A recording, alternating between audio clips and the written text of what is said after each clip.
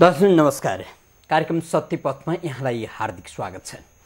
कार्यक्रममा हामीले राजनीतिक, सामाजिक अनि सांस्कृतिक विषयमाथि केन्द्रित रहेर छलफल गर्ने गर्छौं। आज हामी विधिको शासन, दण्डहीनता र मानवाधिकारको सुनिश्चितताका बारे छलफल गर्दैछौं कानुन एवं न्याय मन्त्री नरहरि आचार्यसँग। मुलुकको कानुन कस्तो छ, यो मुलुकमा विधिको शासन छ कि छैन, राजनीति अपराधीकरण भइराखेको छ भन्ने गुनासो नागरिकबाट भइरहँदा फेरि पनि मुलुकका कानुन मन्त्रीले विधिको शासनको महसुस गर्न भ्याउनु भएको छ या छैन, हामी आज यो विषयमाथि केन्द्रित रहेर छलफल गर्दैछौँ। हाम्रो स्टुडियोमा उपस्थित हुनुहुन्छ मुलुकका कानुन एवं न्याय मन्त्री नरहरि आचार्य, उहाँलाई स्वागत गरौँ। मन्ज्यू, यहाँलाई इमेज टेलिभिजनमा हार्दिक स्वागत छ। धन्यवाद। मन्ज्यू, अब मसँग झन्डै 9 महिना अगाडिको तपाईँको एउटा दस्तावेज छ। तपाईँको आफ्नो फेसबुक पेज पनि मैले आज हेरेँ। फेसबुक पेज यहाँले पनि पुराना मैले के अपडेट गरेको थिएँ होला, के अपलोड गरेको थिएँ होला, बेला बखतमा हेर्नुहुन्छ होला। त्यहाँ मैले एउटा यहाँको के भेटेँ भने, पूजा बोहरालाई म न्याय दिलाउँछु भन्ने सन्दर्भको, तपाईलाई न्याय दिलाउँछु, बलात्कृत हुनु तपाईँको दोष होइन, मलाई सम्बोधन गरेर लेख्नुभएको पत्र पढेर म स्तब्ध भएँ। तपाईँमाथि भएको चरम अमानवीय र क्रूर अपराधको जति निन्दा गरे पनि कम हुन्छ।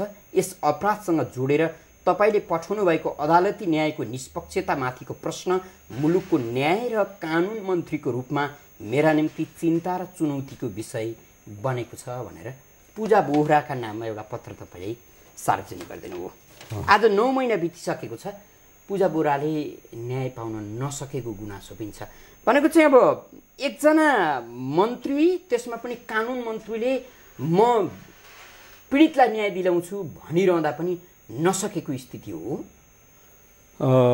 तपाईँले भनेको कुरोको केही सत्यता छ त्यसमा, तर कुरो के छ भनेदेखि हाम्रो न्याय प्रणालीमा रहेको एउटा सबभन्दा ठुलो समस्या के छ भनेदेखि कुनै पनि मुद्दाहरू यति धेरै लामो समयसम्म रहने, तीभन्दा पुराना मुद्दाहरू भएका कारणले गर्दा उनीहरूले समयमा त्यसबारेमा फैसला गर्ने परिस्थिति नबन्ने अवस्था बनिराखेको छ।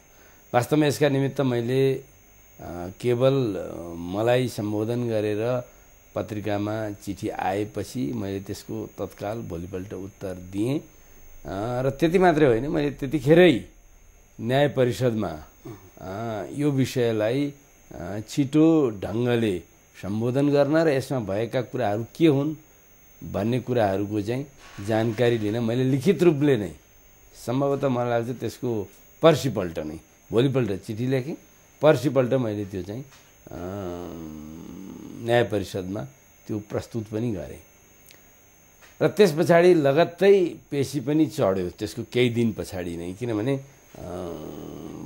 पहिलो हुनका लागि महान्यायाधिवक्ता कार्यालयको पनि मैले मद्दत लिएँ र सबैसँग लिएर त्यो चढ्यो। तर त्यस पछाडि के भयो भनेदेखि अरू मुद्दाहरूको क्रममा त्यो गयो। त्यस्तै खालका अरू मुद्दाहरू छन् र ती पुराना छन्, त्यसैले तिनलाई पहिले मौका दिँदै जानुपर्छ भन्ने नाममा फेरि पनि भन्छु, अत्यन्तै चर्चामा आएको एउटा अबोध बालिका बलात्कृत भइन्। जिल्ला अदालतले उनलाई न्याय दिन सकेन र उनले पत्र काटिन्, तपाईँका नाममा पत्र सार्वजनिक गरिन्। तपाईँले पनि त्यो बेलाको नागरिक सेन्टिमेन्टलाई क्यास गर्नका लागि हुनसक्छ पत्रै लेख्नुभयो। त्यसपछि अदालतमा सरकारी बाध्य मुद्दा हो यो, र फेरि पनि आजसम्म मुद्दा पेशीमा चल्न नसकेको तितो सत्य त तपाईँको अगाडि छ नि त? होइन, नसकेको होइन, पटक पटक चढिरहेको छ, तर त्यो फैसलामा पुगेको छैन र त्यसबारेमा संसदको समितिमा पनि छलफल भयो।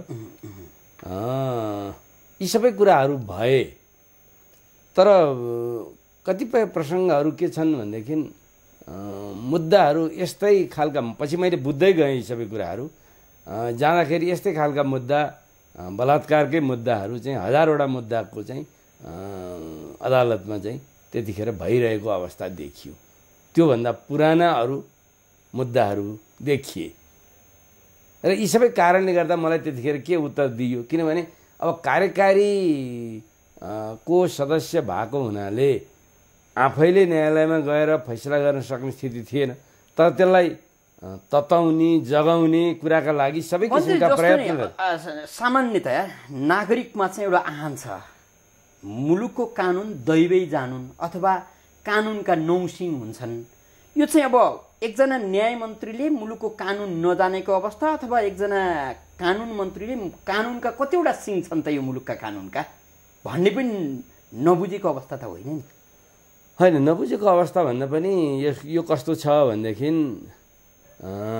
जुन किसिमका कठिनाइहरू छन् अहिले न्याय प्रणालीमा ती कुराहरू को चाहिँ सामना गर्नुपर्ने अवस्थामा हामी छौँ। हेर्नुहोस् त्यो घटनाको प्रचार भयो बढी तर त्यस्ता थुप्रै घटनाहरू छन् जसको प्रचार चाहिँ हुन सकेका छैन। त्यसैले ती कतिपय कुराहरू फैसला हुँदै पनि गएका छन्। त्यसपछि तपाईँले याद गर्नुभयो होला थुप्रै मुद्दाहरूमा तत्काल फैसलाहरू भए। पुराना मुद्दाहरू थिए तिनले चाहिँ पीडितका पक्षमा फैसला पनि गरे। त्यो गतिविधिले केही सकारात्मक प्रभावहरू पनि पारेन भन्ने कुरा होइन तर सम्बन्धित नै पक्षको मुद्दा चाहिँ फैसला हुन सकेको छैन। यो एउटा कठिनाइ अहिले पनि विद्यमान छ। अब मुलुकमा विधिको शासन छ यो मुलुक न्यायसङ्गत ढङ्गबाट चलेको छ होइन त्यसलाई त्यसरी हामी निरपेक्ष ढङ्गले हेर्न मिल्दैन सापेक्ष रूपले हेर्नुपर्छ। विधिको शासन छ पनि विधिको शासनका अगाडि प्रशस्त चुनौतीहरू पनि छन्। यी दुवै कुरा छन् त्यसैसँग हामी सामना गरिरहेका छौँ र अहिले मुलुकभरि चाहिँ सामान्य ढङ्गले कानुनी सहयोग परामर्श पाउन नसकेर अदालतसम्मै पुग्न नसकेको अवस्था पनि छ र अहिले केही दिन अगाडि मात्रै के स्थिति देखियो भनेदेखि अब स्वयं प्रधान न्यायाधीशले जानकारी दिए अनुसार जम्मा 5% जनताको मात्रै न्यायमा पहुँच छ भन्ने कुरा आयो। हेर्नुहोस् अहिले पनि त त्यसका लागि चाहिँ सरकारले के गर्न सक्छ त भन्दाखेरि हामीले चाहिँ कमजोरहरूको लागि कानुनी सहायता गराउनका लागि कानुन मन्त्रालयले देशव्यापी रूपमा अहिले अब हामी करिब चाहिँ अघिल्लो वर्षसम्म हामी 69 जिल्लामा पुगिसकेका छौँ कानुनी सहायता कमजोरहरूका लागि दिनका निमित्त भनेर र अहिले त्यसमा केही हामीले थप पनि गरेका छौँ। त यो परिस्थिति छ भन्दै हुनुहुन्छ अहिले पनि 22,000 भन्दा बढी मुद्दाहरू फैसला हुन बाँकी छन्। सर्वोच्च अदालतमा न्यायाधीशको पद रिक्त भएको 5 वर्ष बितिसक्यो अझै पूर्णता पाउन सकिएको छैन पूर्णता दिन सकिएको छैन। फेरि पनि अब न्यायलाई नागरिकको तल्लो तहसम्म हामी लान खोज्दैछौँ भन्ने हो। दुईटै कुरा हो किनभनेदेखि 22,000 मुद्दा किन छन् भनेदेखि हाम्रो मुद्दाहरूको चाहिँ जुन ढङ्गको ढाँचा छ नि मैले अन्तको पनि हेरेँ हामी जम्मै किसिमका मुद्दाहरू सर्वोच्च अदालतमा आउने प्रणालीमा हामी अभ्यस्त बनिरहेका रहेछौँ। त्यस्तो किसिमको स्थितिले गर्दा मुद्दाहरूको सङ्ख्या बढिरहन्छ र त्यसमा केही अब यसलाई व्यवसाय बनाउनेहरूका केही स्वार्थहरू पनि छन्। अहिले संविधान बनाउनका लागि पनि जब यस्ता किसिमका मुद्दाहरू तलै टुङ्गिने परिस्थिति सृजना गरौँ भन्दाखेरि कतिपय क्षेत्रबाट अझै पनि अवरोध आइरहेछ किनभने एकै ठाउँमा मुद्दा थुपार्दाखेरि व्यावसायिक रूपले यो कुरा चाहिँ बढी फलदायी हुँदो रहेछ। एकै ठाउँमा भएपछि एकै ठाउँमा बसेर धेरै व्यस्त भएर मुद्दाहरू हेर्न पाइने। तर अब त हामी संघीयतामा जाँदैछौँ उच्च न्यायालयमा नै टुङ्गिने र त्यसलाई पनि अभिलेख अदालत बनाऊँ भन्दाखेरि त्यो कुरा मिलिरहेको छैन। हेर्नुहोस् किनभने कठिनाइहरू एकतिरबाट मात्रै छैनन् चारतिरबाट छन् र त्यसलाई सामना गर्नका लागि हामीले धेरै ठुलो प्रयत्न र निरन्तर प्रयत्न गर्नुपर्ने छ। अब यो 22,000 मुद्दाको कुरा यो हो र तपाईँलाई यादै छ म कानुन मन्त्री हुनासाथै 3 वर्षदेखि न्यायाधीशहरूको नियुक्ति भएको थिएन र जम्मा 5 जना न्यायाधीश मात्रै रहेको अवस्था थियो र तत्काल हामीले चाहिँ न्यायाधीशहरू नियुक्त गऱ्यौँ र त्यसको सङ्ख्यालाई पुरा गऱ्यौँ। अहिले फेरि खाली भएर 5 जनाको खाली भएको छ। न्यायाधीशै नियुक्ति हुन नसक्नुको कारण राजनीतिक भागभण्डा त होला नि। अदालतमा पनि राजनीतिक भागभण्डा जसरी अन्यत्र गरिन्छ त्यही नपुगेर त्यही नमिलेर त होला। त्यो मात्रै पनि होइन अब कुरो के छ भने त्यसका केही अंशहरू छँदै छैनन् भनेर मैले भन्दिनँ, तर कुरो के छ भनेदेखि राजनीतिक भागभण्डा भन्दा पनि जस्तो लामो समयसम्म नेपाल बारले प्रतिनिधि पठाएन र अब न्यायाधीश नियुक्त गर्नका लागि एउटा मान्यता पहिला न्याय परिषदले बनाएको रहेछ, त्यसलाई सर्वोच्च अदालतले खारेज गरिदियो र त्यस निमित्त चाहिँ अनि न्यायाधीशका निमित्त हामीले चाहिँ न्यायाधीश हुन चाहनेहरूको चाहिँ हामीले व्यक्तिवृत्त बायोडाटा हामीले माग्यौँ, न्याय परिषदले माग्यो, तर त्यो दिनलाई चाहिँ पनि कतिपय चाहिँ कानुन व्यवसायीहरूले इन्कार गर्नुभयो र विभिन्न किसिमका चाहिँ परिस्थिति छ यसमा। अब जो चाहिँ न्यायाधीशकै क्रमबाट आउँछ उनीहरूको त सजिलो कुरा भयो, अरूले त्यो भयो, अरू विभिन्न किसिमका परिस्थितिहरू बन्दै जाँदाखेरि चाहिँ यी अवस्थाहरू चाहिँ सृजना भएका छन् र यसलाई चिर्दै जाँदै गर्नुपर्ने अवस्था छ र क्रमशः अब न्यायाधीशहरूको नियुक्ति पनि भएको छ, जिल्लाका न्यायाधीशहरूको नियुक्ति भएको छ, पुनरावेदनको न्यायाधीशको नियुक्ति भएको छ, सर्वोच्चको पनि अब अहिले केही पदहरू खाली छन्, 4 पदहरू खाली छन्। जुन रणभुल्लता सर्वोच्चमा छ यसकै कारण मुलुकमा दण्डहीनता बढ्दैछ अथवा मुलुकको कानुनमा अन्योलता भएका कारण मुलुकका हरेक क्षेत्रमा आपराधिक प्रवृत्ति बढ्दो छ?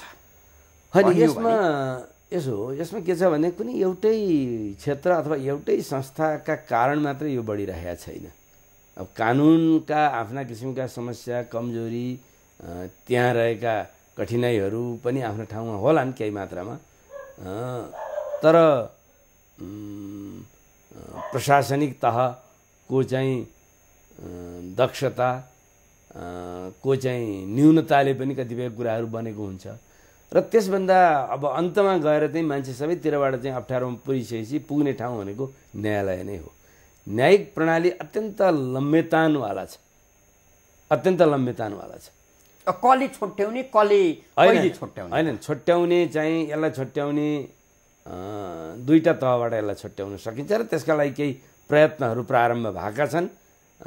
जस्तो एउटा त के छ भनेदेखि न्यायालयले यता केही समयदेखि आफ्नो चाहिँ रणनीतिक कार्ययोजना बनाउने प्रक्रिया प्रारम्भ गरेको छ।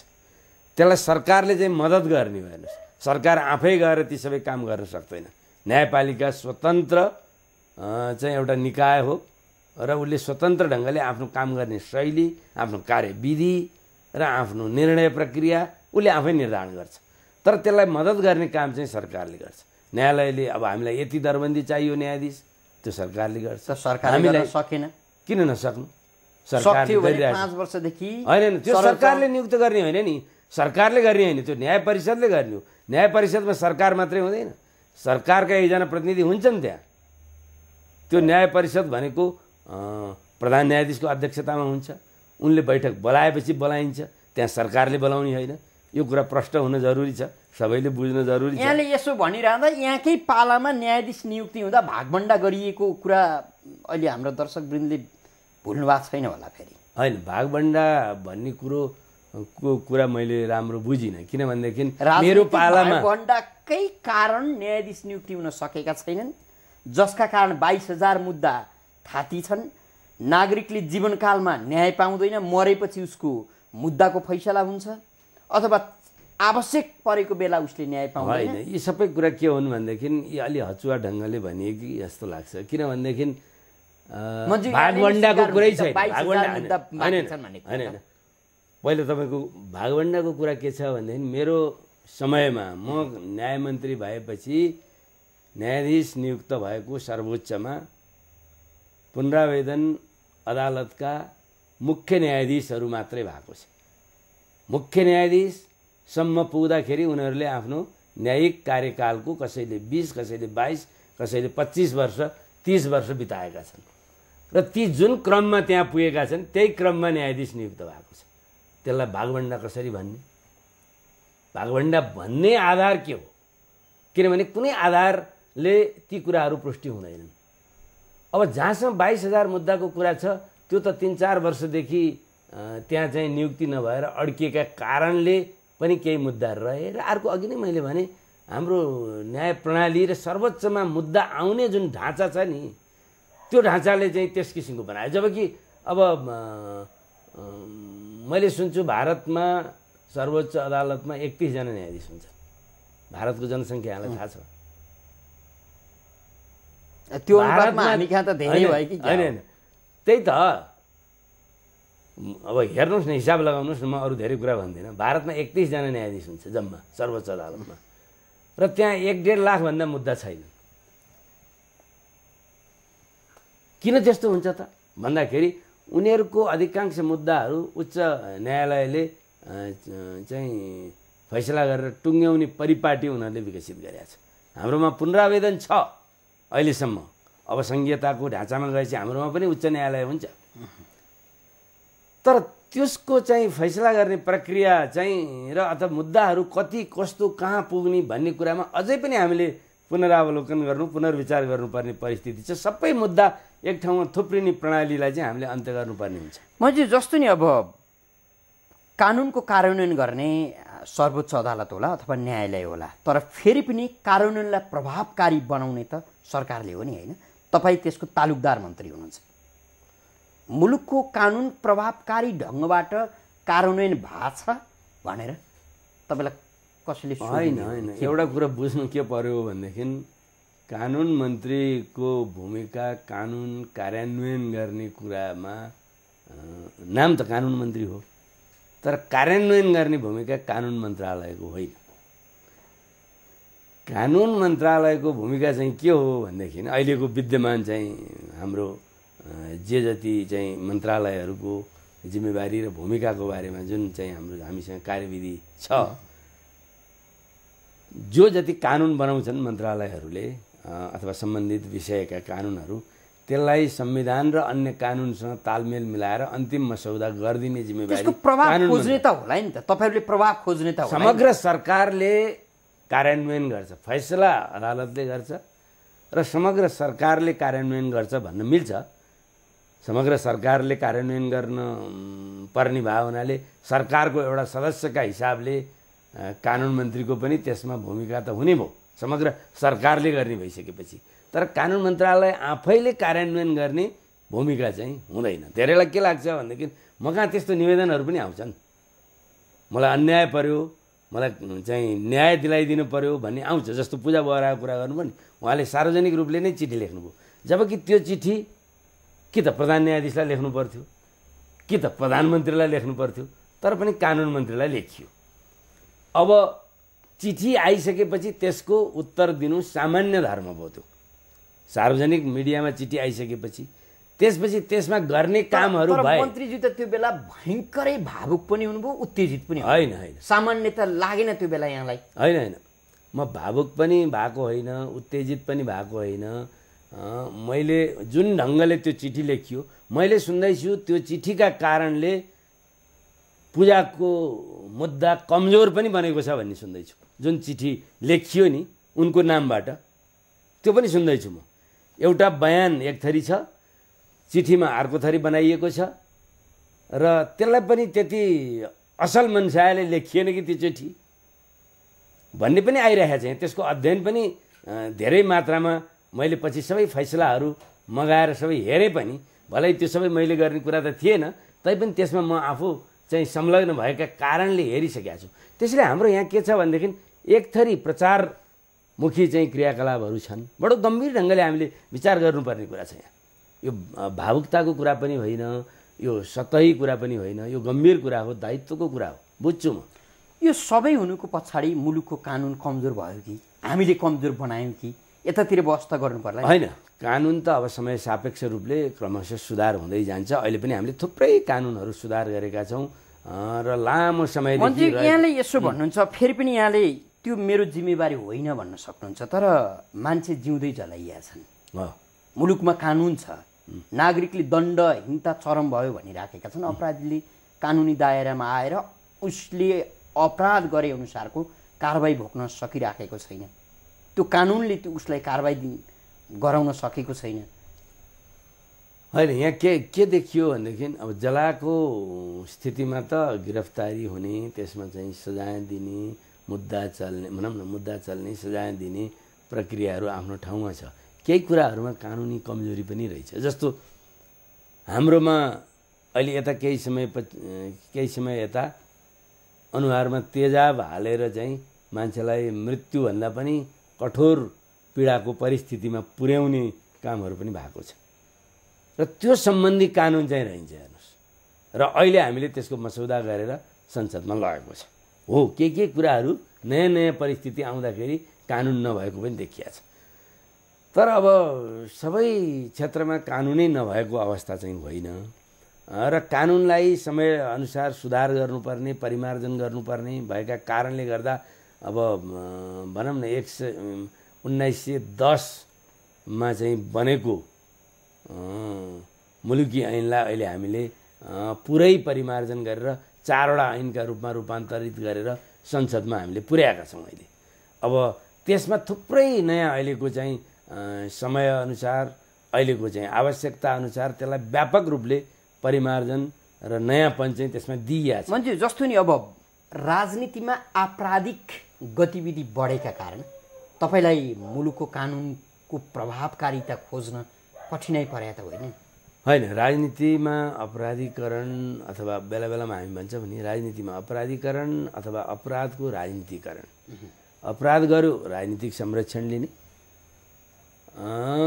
र अनि राजनीतिक कर्म भनेर त्यसभित्र छिरेर अपराध गर्ने, यो हाम्रो समाजमा अहिले देखिन लागेका प्रवृत्ति हुन्। यी अलि खतरनाक पनि छन्, गम्भीर छन्। अब यसलाई चाहिँ के छ भनेदेखि कसले न्यूनीकरण गर्ने? यसलाई दुईटा तह हुन्छ न्यूनीकरण गर्न।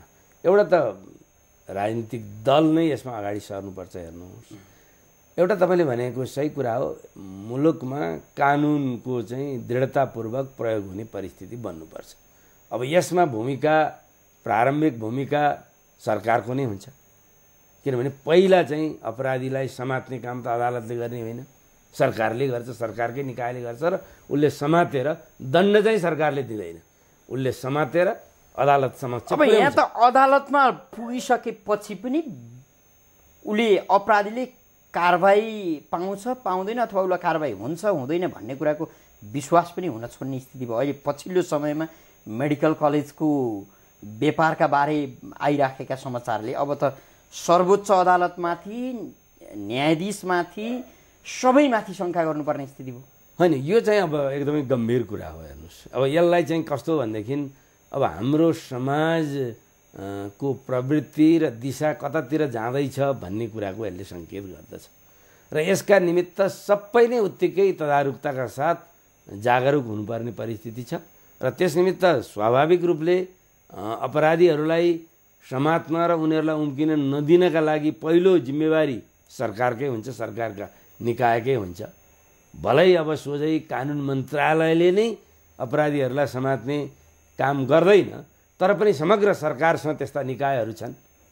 गृह मन्त्रालय अन्तर्गतका हाम्रा थुप्रै निकायहरू छन् जसले अपराधीहरूलाई समात्छ र तिनलाई समातेपछि हामीले अदालत समक्ष पुर्याउँछौँ।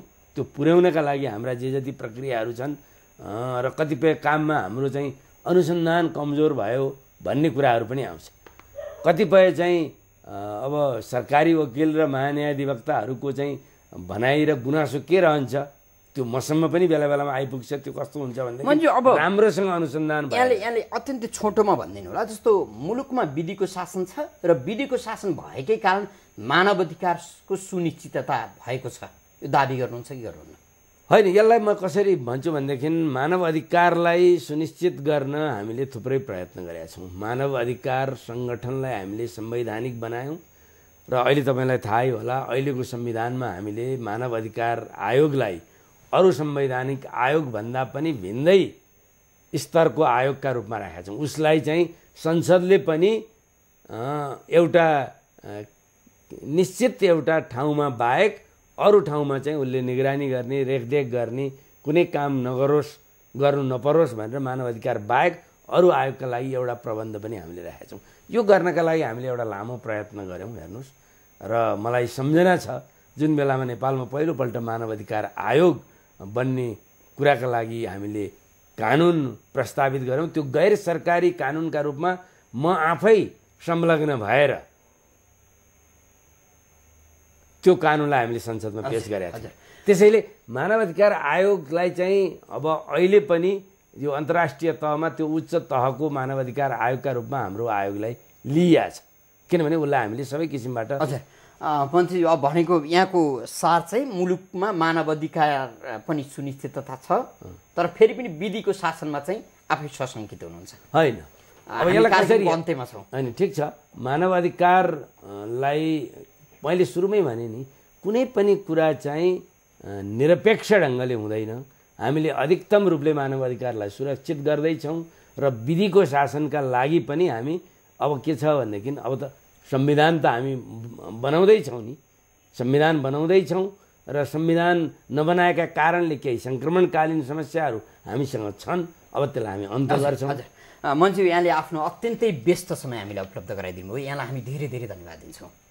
मेरो पनि तपाईँलाई धन्यवाद र दर्शकहरूलाई नमस्कार। हजुर आदरणीय दर्शकवृन्द, हामीले मुलुकमा बढ्दो दण्डहीनता र कानुनको प्रभावकारितामाथि केन्द्रित रहेर कानुन तथा न्याय मन्त्री नरहरि आचार्यसँग छलफल गऱ्यौँ। कार्यक्रम हेरेर साथ दिनुहुने सम्पूर्ण दर्शकवृन्दलाई धेरै धेरै धन्यवाद दिँदै बिदा हुन्छौँ। नमस्कार।